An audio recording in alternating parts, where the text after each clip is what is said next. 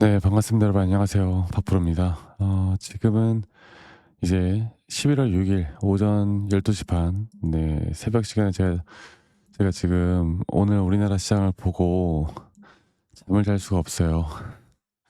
이 나스닥 시장이 어떻게 되는지를 봐야 될 것 같아요. 그리고 오늘 장 마감, 이 나스닥 장 마감 이후에 또 오전 선물 시장까지도 보고 제가 또 영상이든 또 라이브 방송이든 여러분들께 또 앞으로의 대응들 좀 전달해 드릴 거고, 일단은 나쁘지 않아요. 장 초반은.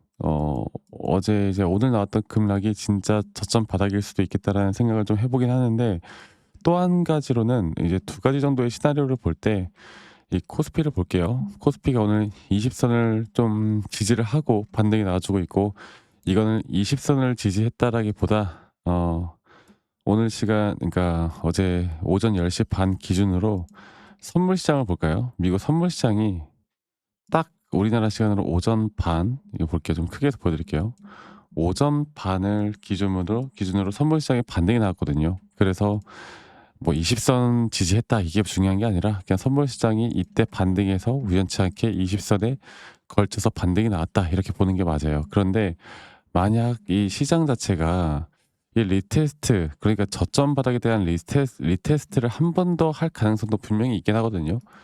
지금부터 우리가 좀 신중하게 좀 봐야 될 때가 맞고, 근데 이 삼성 SDI 같은 경우는 뭐 이제 보시다시피 일단은 시장 자체가 변동성이 상당히 크기 때문에, 뭐 SDI가 앞으로 목표 주가가 얼마가 나온다고 하든 아니면 매출 영업이익이 뭐 어떻게 되든, 지금 ESS 또 호재가 나오든 안 나오든 그게 중요한 게 아니라는 걸 여러분도 눈으로 똑똑히 보셨을 겁니다. 결국 지수의 반등이 좀 나와줘야 되는 거고, 그리고 이 지수 자체가 우리나라 코스피 지수가 오늘이야 물론 이런 변동성이 상당히 컸지만, 앞으로 이 자리에서 어느 정도만 횡보하는 장세만 오더라도 제가 뭐라고 했어요?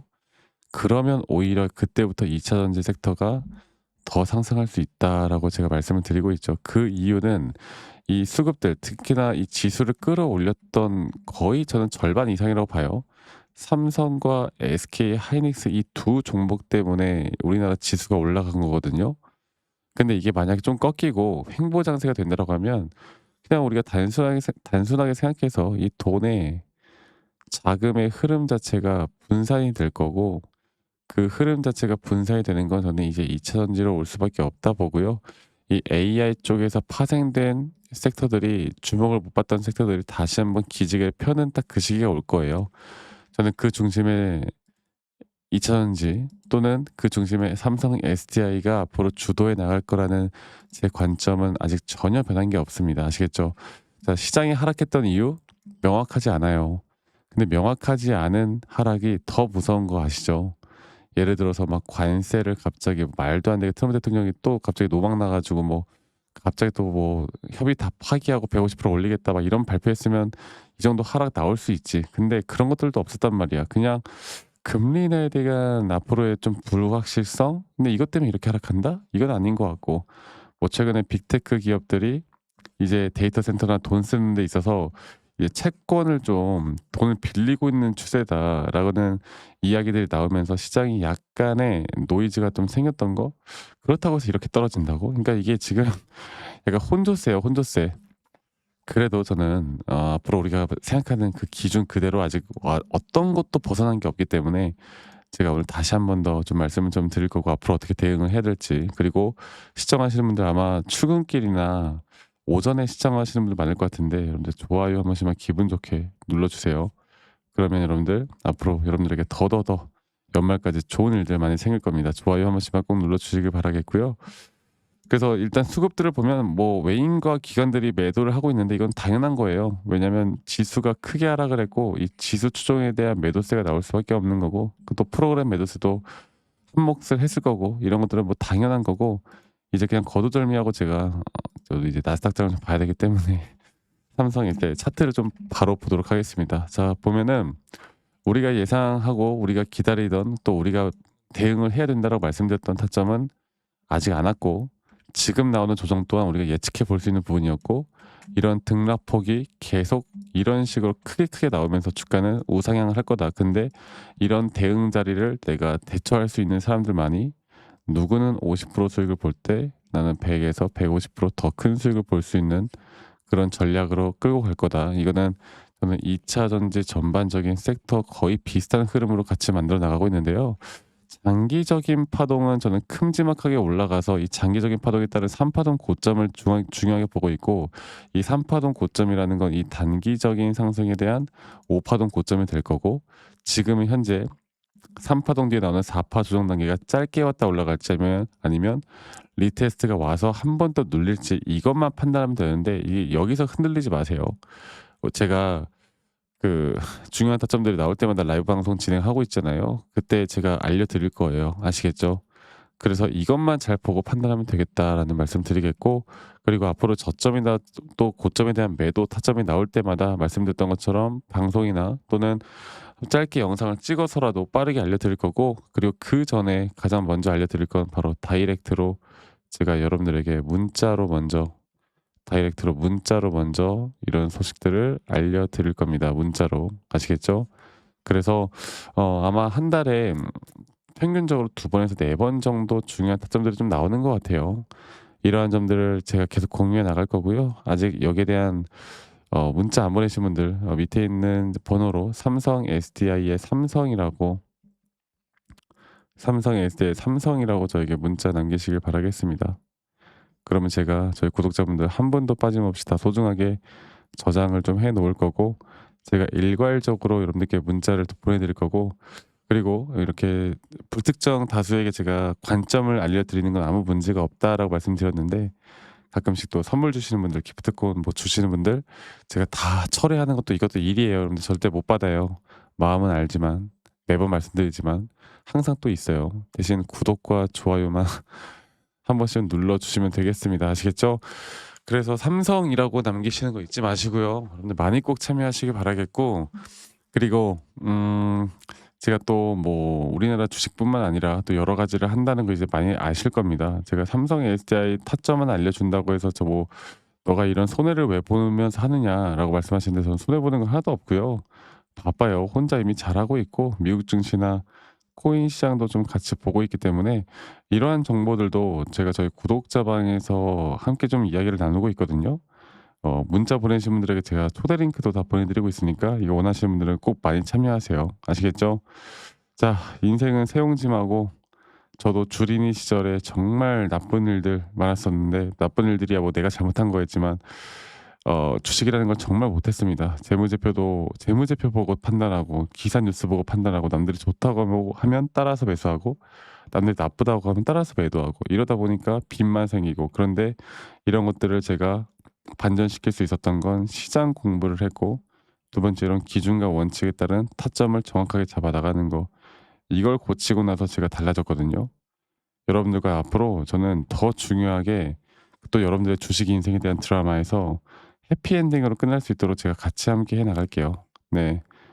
혼자 하지 마세요. 혼자면 외로워요. 여러분들 많이 꼭 남겨주시길 바라겠고, 그리고 제가 어떤 식으로 여러분들과 매수나 매도 타점을 좀 더 정확하게 잡아오는지, 그리고 앞으로 어떠한 종목들을 잡아 나갈지에 대해서 제가 다시 한 번 더 이야기를 좀 해 드릴까 합니다.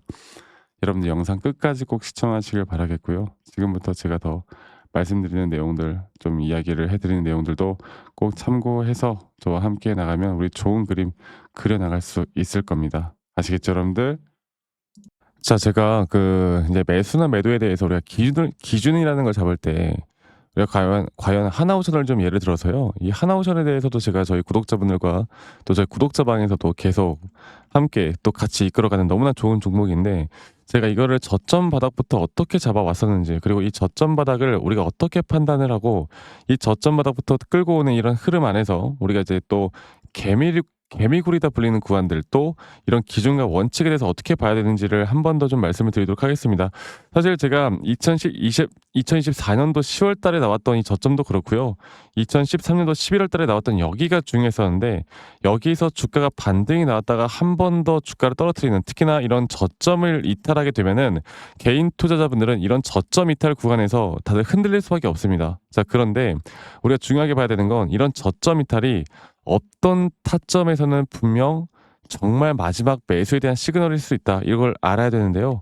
이때도 마찬가지로 제가 저점이 이탈이 되는 주가의 가격의 하락이 계속 나오는 구간에 분명 주가에 대한 가격은 하락이 나왔지만 이런 RSI가 올라가는 상승에 대한 다이버전스가 걸리면서 이제 이 구간만큼 2024년도 여기 구간만큼은 이제 우리가 무조건 끌고 가야 하는 구간이다. 그리고 상승에 대한 임펄스 파동으로 상승에 대한 파동은 항상 이런 어떻게 보면 등락폭들이 계속 반복되는 거고, 이런 등락폭들에 대해서 우리가 단기 고점과 저점들을 잡아 나가는 게 중요한 건데요. 지금 하나오션 같은 경우도 분명 고점 뒤에 조정, 고점 뒤에 조정, 앞으로 이런 것들이 계속 반복되면서 흘러갈 겁니다.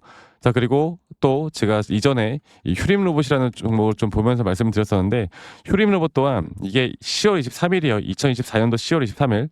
2024년도 10월 23일에도 주가가 횡보를 하다가 한 번 더 저점 이탈이 나오는 구간에서 볼게요. 주가의 가격은 하락했지만 이런 RSI 저점이 올라오는 상승에 대한 다이버전스가 나온 이후로 여기부터 어떻게 되어 가고 있습니까? 추세를 따라서 계속 등락폭은 정말 크게 나오지만 이 추세를 깨지 않는 선에서 주가는 급등이 나오죠. 우리가 이런 것들을 저점 매수를 내가 어떻게 해야 될까를 알아가는 게 정말 중요해요. 그리고 제가 이 휴림 로봇에 대해서 다시 한번 이야기를 드려보자면, 이게 조정 구간들이 계속 크게 나오잖아.